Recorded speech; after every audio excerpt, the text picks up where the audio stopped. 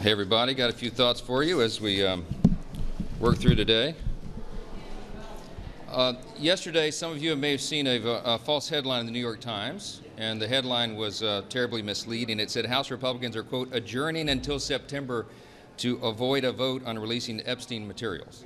I just want you to know, and everybody here knows, that's an outright lie. It's not true. And they were forced to modify their headline and update it today. The reason is, we all know that's the initial lie travels much faster than the truth, and so we're making sure that people know what is actually going on here. I think every single one of your publications have known that the published schedule of Congress was decided in December of 2024, and it's been published ever since. We are fulfilling the calendar. We're working. We'll be working tomorrow. There have been votes every day this week. We have 9 or 10 committees working through markups this week, many tomorrow. Congress is doing its work. No one is adjourning early. We have an August district work period that is very important to the function of Congress that has been recognized for all of memory of this institution, and that is what everyone will be doing. The Times was forced to change the headline because it was completely false. No one in Congress is blocking Epstein documents. No one in Congress is doing that. What we're doing here, Republicans are preventing Democrats from making a mockery of the Rules Committee process because we refuse to engage in their political charade. That is what is happening and nothing more. The way Democrats have tried to weaponize this issue is absolutely shameless, and I just want to say this. Democrats said nothing and did nothing, absolutely nothing, about bringing transparency for the entire 4 years of the Biden presidency. But now, all of a sudden, they want the American people to believe that they actually care. Their actions belie their words. We will not be lectured on transparency by the same party that orchestrated one of the most shameless, dangerous political cover-ups in the history of the United States. And that was President Biden's obvious mental decline. House Republicans stand for maximum transparency and truth. We always have and we always will. We're in lockstep with President Trump and his administration on this issue. We are pushing for the release of all credible information to be released with regard to the Epstein matter. I would note also that there are real issues, legal issues, with the CANA resolution, with the Massey resolution. CANA has no protection whatsoever for the victims of these horrible, unspeakable sex crimes, and Massey's doesn't go far enough. Additionally, the President has directed the Department of Justice to pursue the release of grand jury information, and that is happening as we speak. In fact, the court is processing the DOJ's request for grand jury materials as we are standing here right now. That's a very important step. We'll evaluate any necessary measures that Congress needs to undertake when that process is completed. I'm convinced the administration is thoroughly reviewing all materials and working to release all credible information while also providing protection for victims. And I've been very clear and on the record many times that we have an obligation to do that, a legal obligation and a moral obligation to protect the people who have been the victims of these unspeakable crimes so that their names are not dragged through the mud. That's a fine needle to thread, and I'm convinced that the people who are in charge with this are doing it the right way, judiciously. The Trump administration is working through the court to unseal those documents. Most of the Epstein files are under court order and sealed, so you have to go through that route to do it. All that credible information needs to come out, but they deserve the space to do that in the way that it is supposed to be done, and they are. A thorough, judicious, meticulous review to truly protect innocent people who suffer. In the meantime, on a much brighter note, the House Republicans are looking forward to going back to their districts. They have a lot to be proud of and a lot of good news to share back home. It's just 6 months of this administration and this Congress. We worked closely with President Trump. We've delivered on the mandate from the American people. We have the safest border now in the history of the country. Inflation is cooling. We passed one of the most consequential pieces of legislation in the history of this institution, the One Big Beautiful Bill.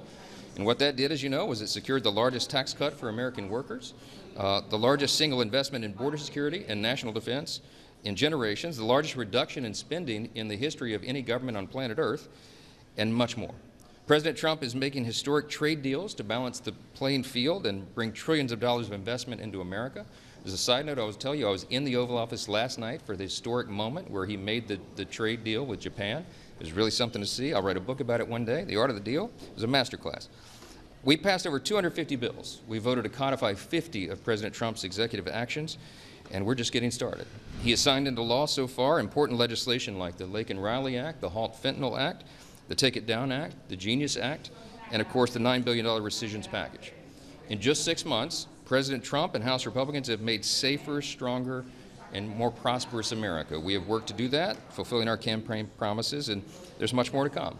And during the district work period, we'll be crisscrossing our districts and sharing with constituents the impact of all that hard work here on Capitol Hill.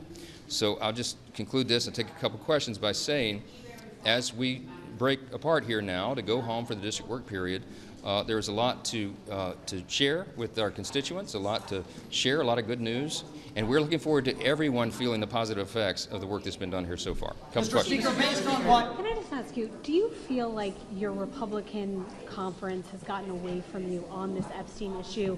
You saw yesterday Comer announcing that there is going to be a subpoena for Ghislaine Maxwell. Do you support the House Oversight Committee's work, and do you support the work of your members who do want more transparency on this issue? Of course. Look, there's no daylight between members of the House Republican Conference, or for that matter, between us and the White House.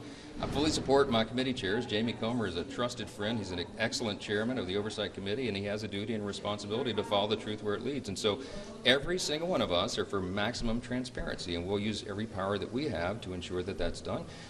If they see fit to bring in Ghislaine Maxwell for testimony, that's fine. I will note the obvious concern, the caveat that Chairman Comer and I and everyone has, that could she be counted on to tell the truth? Is she a credible witness? I mean, this is a person who's been sentenced to many, many years in prison for terrible, unspeakable conspiratorial acts and acts against innocent young people. I mean, can we trust what she's going to say?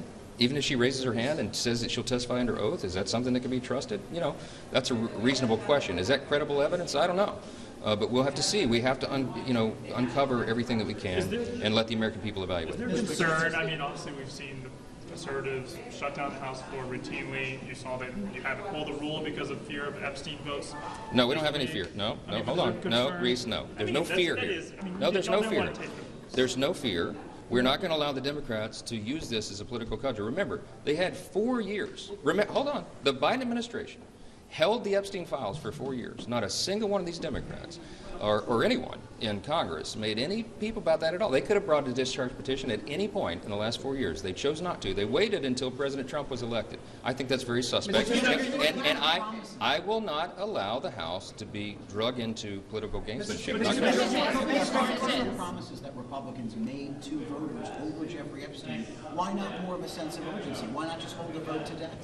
There's no point in having a vote today because the administration is already doing everything within their power to release them. They've gone to the grand jury. They've requested the courts to unseal the documents so that they can be released. The president himself has said all credible evidence should be put out to the American people while protecting the innocent. That's where we stand as well. There's no point in passing a resolution to urge the administration to do something that they are already doing. And so that's why we're going to let that process play out. This is not out of fear in any way. What we're trying to do is maximize transparency and stand for the truth. We want, wait, let me say this, very important. We want every single person who is involved in any way in the Epstein evils to be brought to swift justice. We want the full weight of the law to fall upon their head. And I will do everything within my power to make sure that is possible. That process is underway right now, and we'll see how it plays out. Mr. Speaker, you keep using the phrase that there's no daylight between you and the White House. Yeah. Don't you have a responsibility to build some daylight between you and the White House? You are a leader of a co-equal branch of government. Isn't part of what your members are concerned about is that there needs to be a second set of eyes? I'm the leader of the most important branch of government. In my view, it is Article 1. And if I see that Article 1 and our authority is being breached in any way, I'll act upon it. I'm a jealous guardian of our responsibility here, our constitutional authority, and that most important branch of government, in a government of, by, and for the people. But I will tell you this right now. When I say there's no daylight between me and the president, we talk about this privately. He's spoken about it publicly. I have as well. He's trying to achieve the same exact objective that we are, that every member of the House Republican Conference wants to achieve, and that is to let the American people decide. This information should have come out a long time ago. I've been an advocate of that. We all have. But that process is underway right now. Now, we've got to jealously guard that and protect it and make sure it's happening. And if it doesn't, then we'll take appropriate action when everybody returns here. But we have to allow the court process to play out. That's how it works. I used to be a litigator. There is a standard here, a legal standard that everybody cannot forget. The courts, law enforcement, and government agencies have to protect the innocent. And the way you do that is you are very careful not to release names of victims or release it in a haphazard manner so that their names could be unmasked in some way, because it would destroy their lives. And and anybody who's been swept up into that. So that's what the Justice Department is doing. I think they're doing a deliberate job right now, and our job as the Article I branch is to allow the executive to do that.